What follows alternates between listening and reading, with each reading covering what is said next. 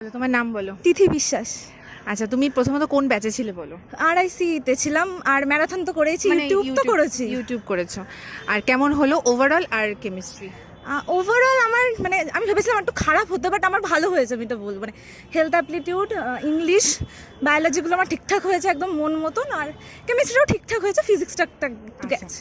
কেমিস্ট্রিতে কিরকম মনে হলো, কমন বা RIC বা ইসে থেকে? হ্যাঁ, মানে আপনি যেগুলো করিয়েছেন ওই কনসেপ্ট থেকে এসছে, সেটা হচ্ছে বের কথা। হয়তো কিছু কোয়েশ্চেন তো আমার মনে হচ্ছে সেমও এসে, ওই কয়েকটা কোয়েশ্চেন মতন।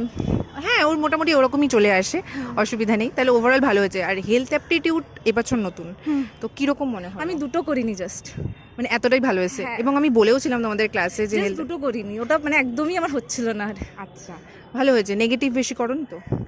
না, মানে করিনি, বাট ওই ফিজিক্স আমি বলতে পারছি না, ওখানে আমি একটুখানি করেছি অল্প স্বল্প। সে ঠিক আছে, একটা গেস ওয়ার্ক করা যায়, কিন্তু বেশি করলে অসুবিধা।